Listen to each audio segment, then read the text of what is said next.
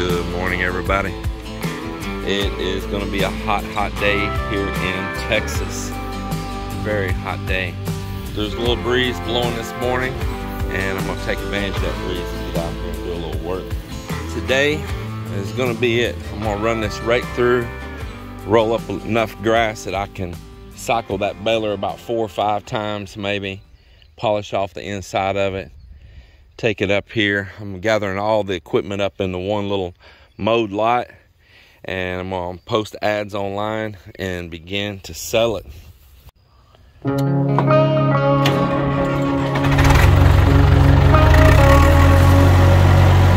Polaroids all scattered across a dusty floor in the backseat of my Chevy 58, along with bits of candy wrappers.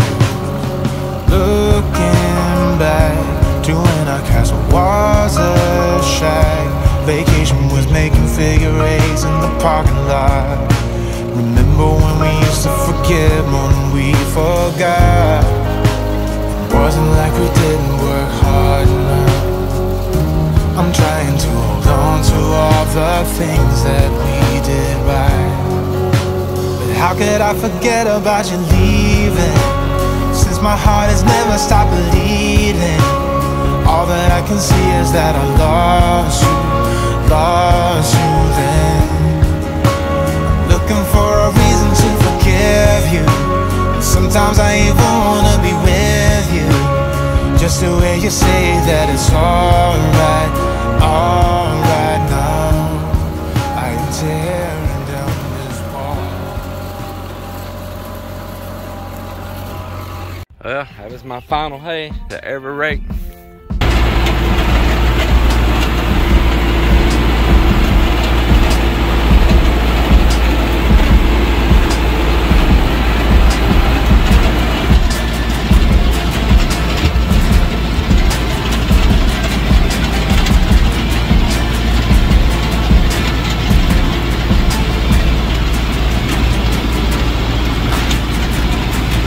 Be my last hay bale. Everything goes right here.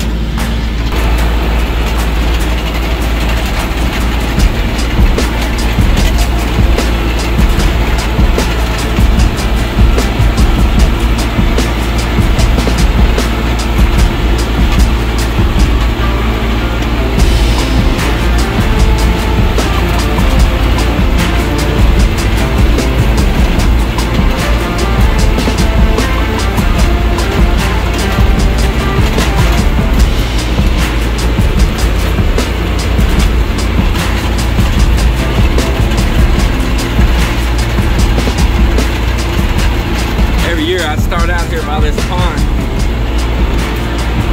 just to clean it up and get it kind of mowed down and pretty to use for the rest of the summer. Well, that's my second bale to run through. It's a pretty good little bale. When you leave this equipment sitting over the winter, your first 2, 3, 4, 5 bales are all kind of getting it polished back up, getting it going, getting your settings in right. So I had string tangled, turned out there's a dirt dauber nest clogged up on the line, made the line wad up.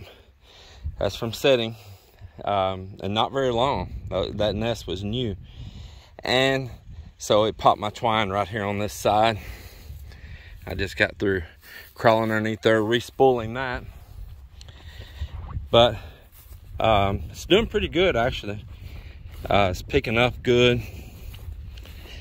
Sometimes after they've been setting, they don't want to grab good on the first 2 or 3 rolls or so. Start picking up the hay, but man, it did good from the first shot. Only problem is getting this little dirt dauber and yellow jacket nest and stuff out of it. But it's looking good.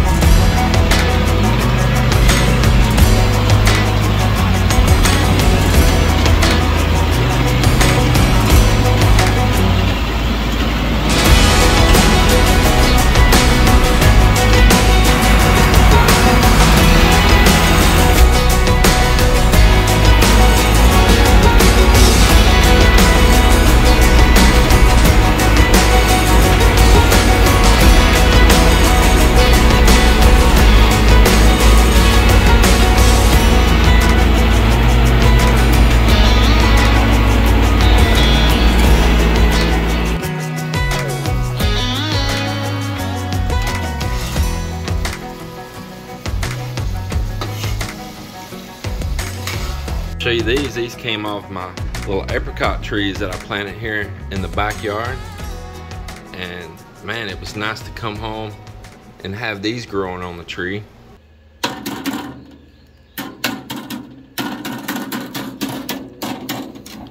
Tell you, don't bring your Filipina to the US.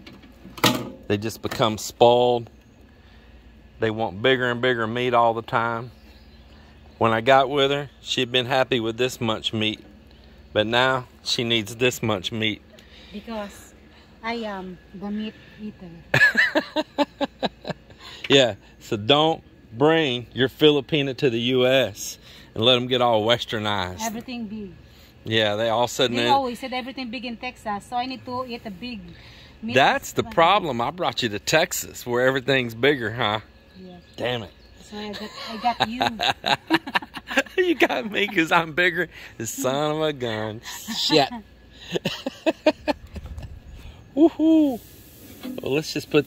Actually, that fire should have been all the way to the end, Mel. Okay. You should have had it all the way to the end. All the way? Yeah. Because I'm going to cook it indirectly. Oh, well. You don't want it in the middle. You want it all the way down to the end. Yeah, you're going to get your hands hot. You don't have like that little small army shovel? I seen it out there in the shed. Okay. See if you can get some of those right there.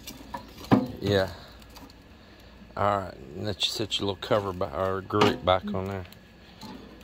Since you're the one with the tool there. Okay.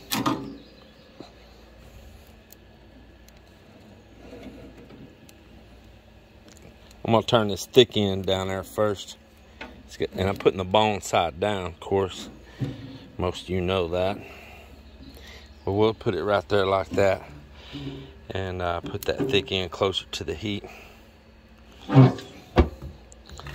Make sure it's, what's the air like down here? Oh, that's pretty good. All right, well, we'll check on it in a bit. Well, out here, Melinda's still been harvesting garlic. And she had a big old tub still full of pecans. And man, they are just as fresh as they were when she gathered them up back last fall. And she's been cracking these pecans here. And as she's cracking them, I'm eating them. No, there's a big squirrel here. There's a big squirrel. Yes. I didn't know. That's why I always say everything's big in Texas. So even though the squirrel is so even the squirrel's big. Yes. That's why you got a lot. Beautiful Texas pecan tree.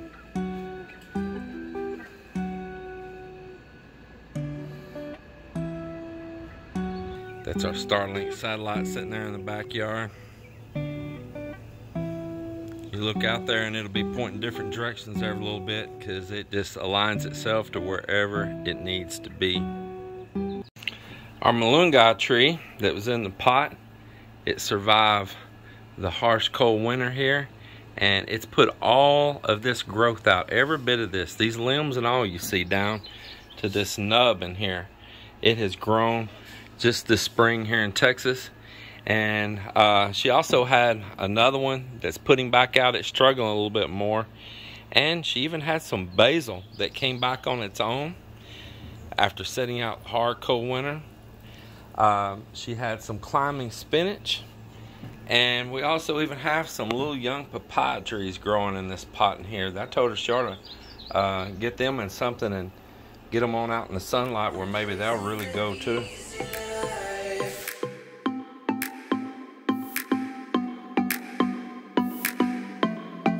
Chasing